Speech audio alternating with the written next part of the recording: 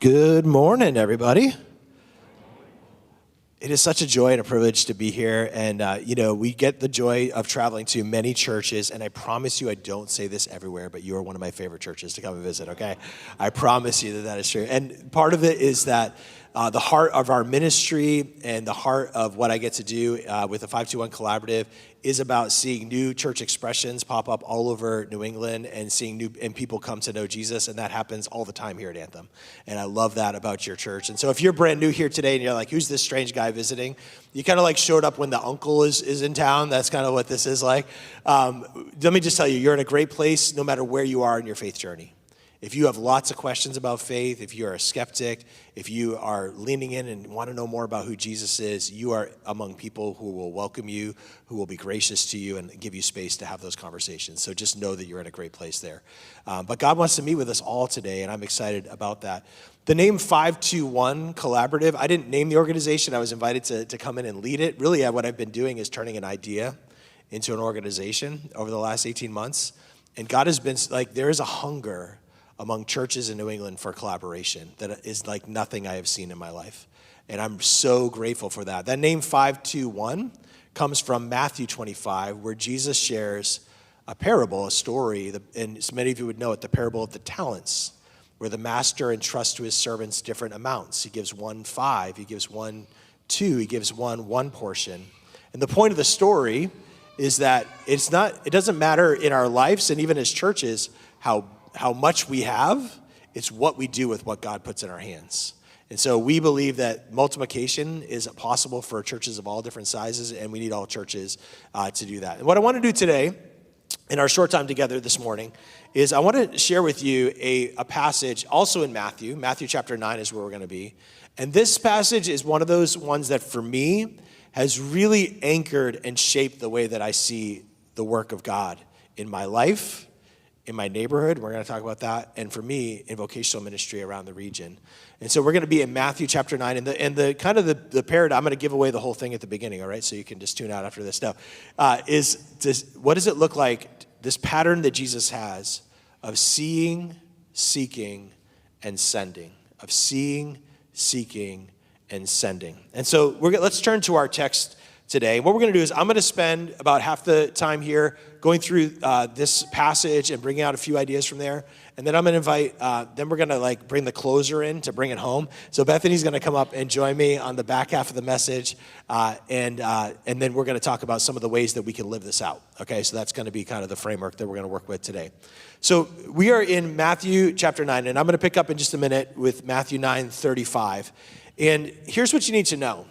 These two chapters, Matthew chapter 8 and Matthew chapter 9, if you are into action, if you're an action movie junkie, these two chapters contain more miracles of Jesus than any other two chapters in all of the Gospels.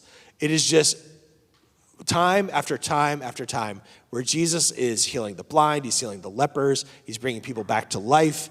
What is happening here is that the author, Matthew, is showing the power of God. But he's also showing something else, is that Jesus always moves towards need. That's something about Jesus that whenever there is someone in need, he doesn't heal everybody, but he always is moving towards people who are in need. It's an incredible, incredible thing. And what Matthew, the author, is trying to get across here is he's trying to show that Jesus is more than just a man, that he has the power, that he truly is God himself. He's the long-promised Messiah that the Old Testament talked about, and he has power over all things. He is the long-expected Messiah and King. So let's pick up at Matthew 9:35. So what's happening is there's all this action, and then in Matthew 9:35, there's this kind of recap. I think of it like the action movie, and you know how the music changes and everything slows down? That's this moment here. All right, Matthew 9:35 says this. And Jesus went throughout all the cities and villages, teaching in their synagogues and proclaiming the gospel of the kingdom and healing every disease and affliction. So that's the recap. That's what's been happening over these last two chapters. And then it kind of pivots. This is a hinge moment in the narrative. It's really a hinge moment in the entire gospel of Matthew. This is Jesus. When Jesus saw the crowds, he had compassion for them because they were harassed and helpless like sheep without a shepherd. And then he goes on and says this. Then Jesus said to his disciples, the harvest is plentiful, but the laborers are few. Therefore, pray earnestly to the Lord of the harvest to send out laborers into his harvest. So I kind of want to walk through this one phrase at a time. And the first thing that we see here is where it begins. Jesus, he sees. Jesus had compassion for them because they were harassed and helpless like sheep without a shepherd. The question is this: what is it that moves the very heart of God? What is the thing that moves Jesus not just to heal people, but to the point of compassion, the thing that breaks God's heart? Yes, I've already said it today. Jesus moves towards need. He cares for people's physical needs, as we should, as followers of Jesus. We should care for people's physical needs. But the thing that broke the heart of Jesus, and the thing that should break our hearts, is this: that there are people all around us who are living like sheep without a shepherd, who are lost, who do not know God, who are separated from God, who are distant from God in their lives. Jesus is stirred to the very soul because of the spiritual blindness of those who sees. He cares about their bodies, but he sees their lost and desperate souls. How do you see the world that God has given you? Your neighborhood, your workplace, the school or the teams, the places that God has set you. And let me be very clear here. This isn't an invitation to see our coworkers or our neighbors as projects. Jesus doesn't see them as projects. Jesus sees them as sheep without a shepherd. He's moved with such burden and compassion for them. Do we see our neighbors and our neighborhoods with the eyes of Jesus? I don't know your story. I don't know how long you've been involved with faith, but I had the privilege and honor. I grew up in a very imperfect home, but a home where Jesus was talked about a lot. My mom and dad were strong Christians, and I grew up in a small New England town. When I tell you that, I just want to let you know how small it was. There was no Dunkin' Donuts in the entire town. You're like, does that exist? There actually is a Dunkin' Donuts there now, so Dunkin' Donuts is doing just fine. But it was a town of about 9,000 people. I'm not joking. One time we were late for church because the cows were crossing the road. Okay, that actually happened one time. But it was a little small country church, and one of the things I loved about that, there's beauty in all different sizes and styles of church who are all loving Jesus. But when I got baptized at around age 10, I gave my life to Christ, and they're like, hey, Andy, you've been here for a while. You need to start serving. You need to do something here. You need to start carrying your weight around here. And so my first ministry was the director of overhead transparencies, okay? Now, some of you, if you're like under 35, you have no idea what I'm talking about. But somewhere in the church world, there's a thing called a hymnal. I think there's some of them kicking around this building here, where we used to have printed words in a book. And then there's these things called digital projectors and LED walls and stuff. In between, there was this short Dark Ages period, okay, where we had these things, overhead transparency. Some of you used them in school. And it was a lot more complex than it looked, okay? It was like left was right, right was left, upside down was easy to happen. It was a tough thing. I was the original pro presenter at age 10, all right? So here's the thing. There was a beauty to that, though, because my mom and dad instilled in me something that I think is important for us all to remember. Anthem Church, any church you go to, it's not a place to gather. It's a people to belong to. And it's a people who get to join God in his mission. That is an incredible thing. And as I grew up, I always had a heart for the church, but there's another thing, and this is for those of us who have grown up in the church world. So if that's not you, then you can just kind of ignore this part of the message. But for me, I grew up in New England, and I just heard from the time I was very young about how hard it was to be a Christian in New England, that it was a weird place to be. And like some people called it the frozen chosen. Some of you have heard that phrase, right? That sounds really funny, right? We're the frozen chosen. That's not in the Bible anywhere. It's tough soil to do ministry. It's a tough, and there's truths to that, okay? Like, I'm not saying that none of that is true. But there's a thing that the enemy has used, I believe, over a generation. It's something I have to fight every single day. I call it the spiritual poverty mindset. that it's easy to live in a place where you might be the exception and not the rule as a Jesus follower and not believe that Jesus could transform your neighbor's life. That you could actually have a skepticism. And some of us have felt opposition at times. Like sometimes people in New England, they'll tell you what they're thinking, right? That's New Englanders, right?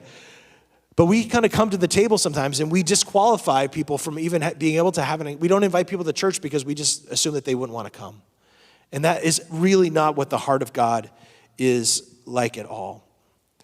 Do you believe that your friends, for many of us, that your family, that your neighbors could be transformed by Jesus? From death, spiritual death, to life, to the good life in Jesus. This is a reminder that I need all the time. We're going to share some other stories later, but just this last month, we have a little above ground pool in our backyard, and my dad, who used to maintain the pool, he has betrayed me and moved to Greenville, South Carolina, near my younger brother, all right? And so I now have to maintain the pool on my own. And I found out last summer that one of my neighbors, Jeremy, who's got some young kids, that he used to work for a pool company, all right? So he is welcome to swim anytime, and he came over to help me open up the pool, and his kids have swam at our house a number of times. And we're just doing the things. I'm figuring out what tube goes to what tube and what chemicals we need, all the stuff that we had to do. I think we got it like 90% of the way there. And we're just talking a little bit about life. I'm getting to know him. I've only had like driveway conversations with him. We've lived there almost 7 years now. And at the very end of the conversation, he says, "Andy, can I ask you something a little more personal?" I'm like, "Yeah." I had no idea what was coming. And he said, "I really want to help my kids understand the Bible. How do I do that?"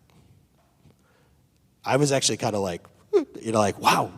And so we started the conversation, and I ended up sending him some resources. And a couple weeks later, I went over his house, and he told me that he had like his dad's old like King James like Bible, the kind of like, museum Bible. And I was like, "I'm going to help you out." So I went over to his house, and I brought him a nice Life Application Study Bible. I got him a nice one, a nice leather one. And he was so speechless that he texted me later on and said that was one of the most meaningful things that anyone's ever done for me. And so I don't know where his story's going to go, but listen, Jeremy's not my project. He's my neighbor. He's my friend, and I'm praying that God would work powerfully in his life. We need to see our world the way that Jesus sees our world. And the second thing is this: we need to seek the Lord of the harvest. Jesus says the harvest is plentiful, but the laborers are few. Friends, we don't have a harvest problem. That's the lie that I can often believe, that we have a harvest problem. We have a laborer problem. We don't have enough workers. We don't have enough people that are living on mission for Jesus. And Jesus says, "Everywhere that I go, I see people ready for spiritual awakening. Every village is brimming with souls ready for rescue." The issue is not a shortage of need. The issue is not that people far from God will never want God. The issue is not one of opportunity. The issue is that there are not enough workers. That is the issue. We do not have a harvest problem. We have a laborer problem. So what does Jesus say to do? Does he say, "Let's get a think tank going. Let's come up with great strategy," which, I think the church should have strategy. That's not a bad thing. No, but what Jesus starts with is this. He says this: "Therefore pray earnestly to the Lord of the harvest to send out laborers into this harvest." That's because the Lord of the harvest, God, is the activating agent. Our vision and strategy must be saturated with prayer. Jesus says, if you try to do this, but you do it without depending on me, it's not going to go very well. If you do this in a way that is prayerful, that is saturated with prayer, then guess what? I'm going to provide for you. I'm going to go with you. I'm going to give you the words to say. I'm going to give you the people to send. Jesus says that the starting point is to seek the Lord of the harvest. And then he goes on to this: to send. If you happen to have the text open today, what comes after Matthew 9 is Matthew 10. I know, shocking, the numbers work, right? But what happens in Matthew 10 is like, they do pray to the Lord of the harvest, but they also don't form a 5-year committee to do an investigation about how to start a missionary movement, all right? Which is sometimes what we as churches do. What he does is Jesus starts the first short-term missions trip right away with a bunch of people that are not qualified. They're fishermen, tax collectors. They never went to Bible school. They don't know the ins and outs. They don't even really fully understand who Jesus is. They're kind of like on the journey, like a lot of us are. And he says, guess what? you're my team. You're my A-team. And he sends them out on the first missionary journey. He sends them out 2 by 2. He gives them very clear instructions. The initial mission is just to the people in Israel. And it goes like, it's kind of mixed results. There's some really good things that happen out of that. And that if you just judged it, though, on Matthew 10, you'd be like, I don't think this movement's really going anywhere. Like, I don't think this Christianity thing's really going to catch on, right? If you just judged it on that little slice of Matthew 10. And you can go read that later on. But the thing is this. Jesus seeing sheep without a shepherd. Jesus saying to seek the Lord of the harvest. Jesus saying to send out workers. He actually does it. And this is really preparation. Matthew 9 leads to Matthew 10, which is what prepared the disciples for Matthew 28. That's when Jesus ascended to heaven and he gave the Great Commission. Therefore, go into all the world and make disciples, baptizing them in the name of the Father, Son, and the Spirit, teaching them to obey everything that I've told you. That's the mission that he entrusted to you and me. But he started it in Matthew 10. And then as he ascends, he gives it away. And this is also reflected in the beginning of the book of Acts, where Matthew, in Acts 1:8, it says, you will be my witnesses when the power of the Spirit comes upon you. Therefore, go to Jerusalem, to Judea, Samaria, and the ends of the earth. And what that really is a picture of, Jerusalem, for you guys, that's the greater Burlington area. That's where you guys live, work, and play. And then Judea, like that's why you guys are partnered with something like 521. That's your region. New England is your region. And then Samaria, those are the often overlooked places. And then the ends of the earth, that means that all the world needs to know who Jesus is. And you guys are involved in that as well. Send out workers. The message here is this. Don't wait till you're ready. We got married very young, and we actually have 2 kids in their 20s. Our oldest is going to get married this December. That is crazy. He's 22. And we were not ready to have children, okay? We got married young. We were not ready. But who was ready to have children? Like, who was ready? Okay, I didn't think so. I remember talking to somebody when I was in my early 20s. We're expecting our first child, and we're having this, like, am I ready? And, like, obviously I'm not ready, but am I ready conversation. And somebody, I don't even remember who said it to me, but it's something that stuck with me. And I think it actually has great spiritual implications. He said to me this, Andy, the question is not if you're ready. The question is your heart and your posture prepared to make the changes that God is going to lead you to make to be able to do this, right?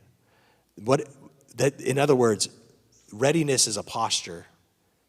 It's not a destination. And I think a lot of us, because we feel like, I don't know that much of the Bible. What if my neighbor asked me this question and I don't know how to answer it? You know what you just say? Real powerful words. I don't know. But we can find out, right? And that humility honestly goes a long way, just like it does in every other sphere of our lives and our influence. And I think some of us are waiting just like, if we wait to be ready to share the good news of Jesus, then it's just like having children. You'll never have children if that's what you do. The implications here for all of us are significant. We need to be ready to have spiritual conversations. We're going to talk in just a few minutes about what that looks like and the fact that people in our neighborhoods are actually more open to that than probably at any other time.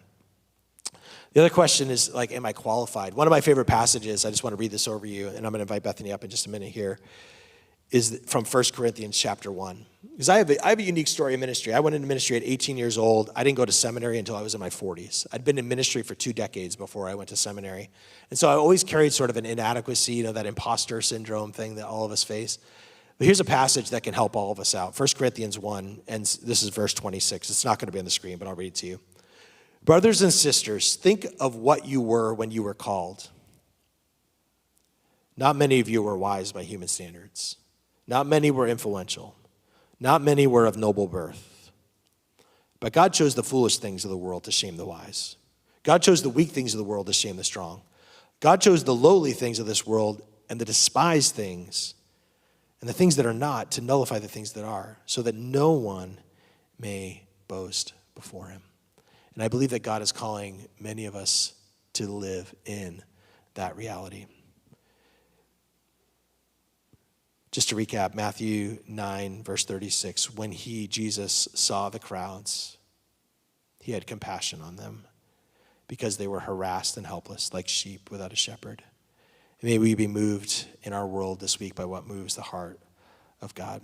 So we've set a basic biblical foundation. And what I wanted to do here is to bring up Bethany, and I intentionally brought her up second because she's a better communicator than I am, to kind of dive in a little bit more to some implications on this. And so I want to talk about some trends and observations, and I'm going to ask Bethany to lean into this. Here's something that I'm seeing so true in my own world and in all my conversations with people around New England, and it's this. Our neighbors who are closed to conversations about God are increasingly spiritually curious. And I use that phrase very specifically, spiritually curious, and I'll talk more about that in a minute. But Bethany, how have you seen that to be true in your world? Yeah, so I would say, first of all, my work that I do, I work full-time in drug and alcohol recovery, work at a partial hospitalization program. It is actually not a Christian organization, but one of the things that I have experienced in the last couple of years working there is just people's interest in faith conversations. Like where I work, one of the gifts that God has given is they actually are very open to me talking about my faith there, even though it's not a Christian organization. And so it's allowed me to have conversations for me in my own journey. It's just been showing up and first just living out my faith in my job. And that is as simple as how I love people and show grace for them. In some ways, just that I show up for work every day and I do my job is some of it. But it's been incredible to see how, as crazy as it sounds, simple things like me smiling at people and being kind to people have actually started these. People have been like, what is it about you? Like, I don't know what it is, and I've actually lost count of the number of conversations that have just started. Okay, there's something about your smile, and I just, what is it? And those are those moments for me where I could easily just joke it off, or like, oh, this toothpaste is great, whatever, but I usually will just step into that and be like, well, honestly, for me, it's my own faith, and I'm happy to talk about that if that's a conversation you want to have. And these days, I'd say 80% of the time, they actually want to have that conversation. They're like, yeah, let's talk about it. And it's been an incredible just door into being able to talk about Jesus, to talk about faith and peace and hope and joy.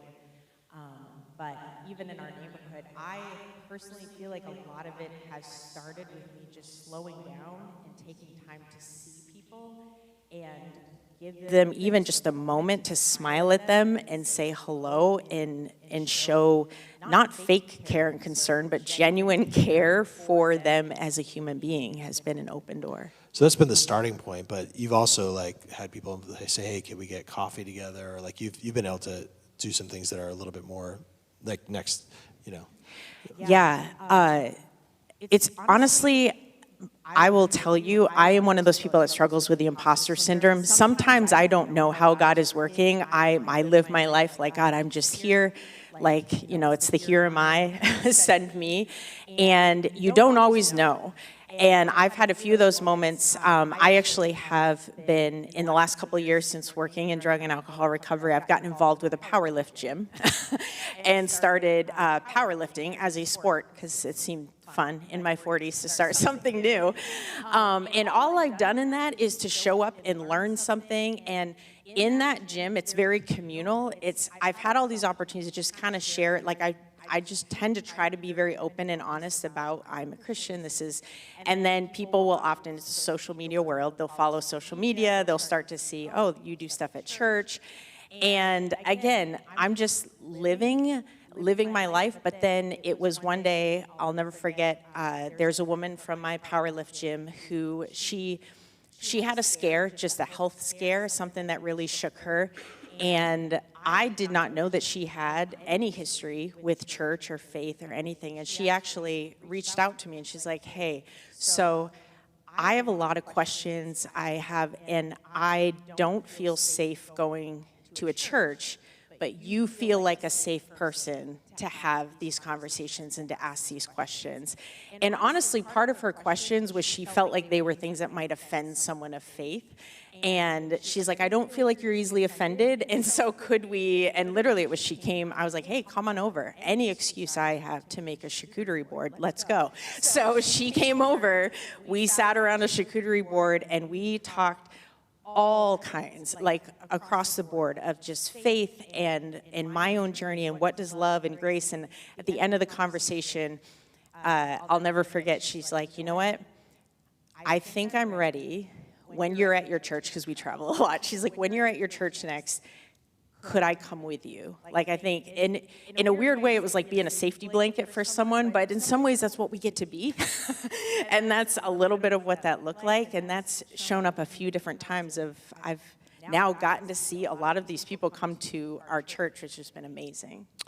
Yeah, just to give you like a little bit more of, I'll give you the nerdy version of this same thing too. But like I mentioned that, like, grew up in an area where there's not a Christian. A lot of people describe like the Northeast or Northwest part of America as post-Christian. Some of you have heard that phrase, like it's post-Christian, like there used to be a day. But what's actually happening, there's many people that's true for, especially older generations. But a lot of younger people, what we're seeing in Gen Z and Alpha in spiritual hunger is because they were actually they were raised by non-religious people. So they were raised in homes where religion or faith of any type was not even a conversation. And so what's happening is that emerging generations, Gen Z and Gen Alpha, and again, these are very broad strokes, right? I'm not saying everybody this is true, but a lot of young people that we're encountering, what we're seeing is that they have no baggage because they have no spiritual background. And so they're actually pre-Christian, to use sort of like the philosophical language to it. And so the spiritual, we're seeing this. This is why like Joe Rogan has like a UFO podcast and then like Wesley Huff talking about Christianity one week to the next. And the phrase that I wanted us to key in on here is spiritual curiosity, okay? That's a really key thing that we're seeing in our culture. And it's not necessarily all Jesus-centered, okay?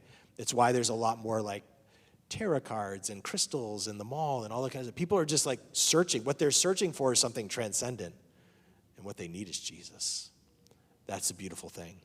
So the next thing I want to talk about in Trends in Arms of Faith, we need every Christian to live on mission and dramatically more Christians to consider to pursuing vocational ministry. And you kind of said this, Bethany, but I just want to maybe color it a little bit more. I remember like when I wrote a note to my friend Jeremy, I was like giving him a Bible. I wasn't like trying to like hammer him with like, you better turn or burn. Like it was not that kind of conversation. What I wanted to do is just say like, hey, I'm available. If you ever want to come to church with us, that's okay. But you get to set the pace of the conversation. And what does it look like to have a posture of invitation in these moments? Because I think that's the thing that God has called us to do, to have a posture, not trying to convince people that people are not projects, but how do we have a culture of invitation? I think one of the things that I keep in mind a lot is just the truth of what the gospel is. Like, what are we actually bringing? And the beautiful truth of the gospel is not that we got all of ourselves together and then God was like, figure it out and then come find me. It was God's like, listen, I know you can't and I'm coming to you. That God met us where we were at and that he sent Jesus to us is this beautiful picture. So for me, when I think about the people in our neighborhood and in my job, it's not about me convincing that, like, it's not even about me being like, let me walk you through the Romans road. It's actually that I get to be a physical representation of the gospel, which is God sending someone to them exactly where they're at.